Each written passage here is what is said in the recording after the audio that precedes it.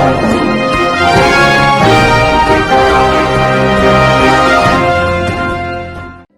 દર્શક મિત્રો, આપ જોઈ રહ્યા છો મુંબઈ તરંગ ન્યૂઝ. હું છું એન્કર અર્પિતા પટેલ. હવે જોઈએ અગત્યના સમાચાર.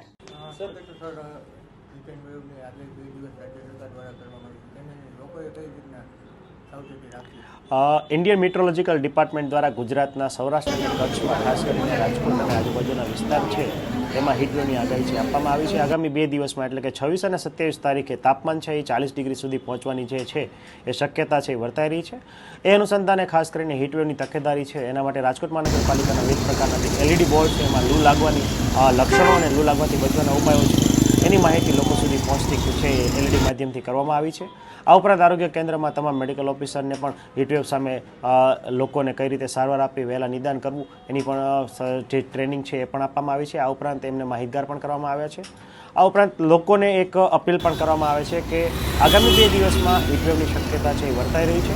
ખાસ કરીને બપોરે 12થી 2 થી 2:30 સુધીનો જે સમય છે એ ખાસ ક્રુશિયલ કહી શકાય છે. જેમાં તાપમાન છે એના સૂર્યના કિરણો છે સીધા જ વ્યક્તિ ઉપર આવતા ગરમી છે વધારે પડતી અનુભવાથી હીટવેવની શક્યતા છે એ વર્તાઈ રહી છે. તો લોકોને બપોરના સમયે બહાર ન નીકળવા માટે અપીલ કરવામાં આવે છે. આ ઉપરાંત ખાસ કરીને વાત કરીએ તો વયોવૃદ્ધ, સગર્ભા, બાળકો છે એમને પણ કામ વગર છે બહાર ન જવું જોઈએ. જો બહાર જવાનું થાય તો છત્રી, માસ્ક અથવા ટોપી અથવા સુતરાઉ કાપડ છે એ મોઢા ઉપર અથવા શરીર ઉપર ઢાંકીને પછી જ બહાર નીકળવું જોઈએ. વજનમાં હળવા અને કલરમાં આછા કહી શકાય એવા વસ્ત્રો છે પરિધાન કરવા જોઈએ. ખાસ કરીને કોટનના કપડાં પહેરવા છે એ હિતાવહ છે. આ ઉપરાંત હીટવેવની શક્યતા કોને હોય છે તો ખાસ કરીને મજૂર વર્ગ અથવા લેબર જે કંપની અથવા ફેક્ટરીઝમાં અથવા સામાન્ય મજૂરી કરતો વર્ગ છે એમને ખાસ કરીને બપોરના સમયે એ ખૂબ ધ્યાન રાખવાની તકેદારી રાખવાની છે જરૂરિયાત છે.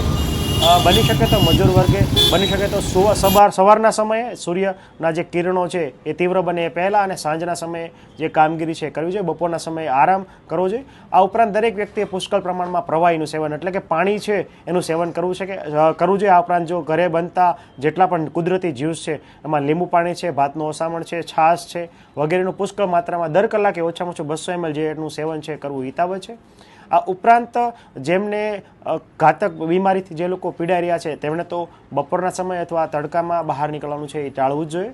સદંતર આ તમામ બાબતો છે અનુસરવી જોઈએ. ખાસ કરીને શાળાએ જતા બાળકોએ અથવા સાયકલિંગ કરીને શાળાએ જતા બાળકોએ અથવા શ્રમ કરીને કોઈ પણ કસરત અથવા વિગ્રસ એક્સરસાઇઝ કરતા લોકોએ ખાસ છે આ ઉનાળાના દિવસોમાં અથવા હીટવેવના જે સંભવિત દિવસો છે એ દરમિયાન વિગ્રસ એટલે કે તીવ્ર કસરત અથવા શ્રમ છે એ ટાળવો જોઈએ. ખાસ સાહેબ અત્યાર સુધીમાં કોઈ આવા કેસ નોંધાયા હોય? જી, હાલ જે છે આવા કોઈ પણ કેસ આરોગ્ય કેન્દ્ર ખાતે નોંધાયેલા નથી, પરંતુ 108ના માધ્યમથી આવા ઇમરજન્સીના કેસો એટલે લૂ લાગવાના કેસો PDO અને PKH હોસ્પિટલમાં જતા હોય છે.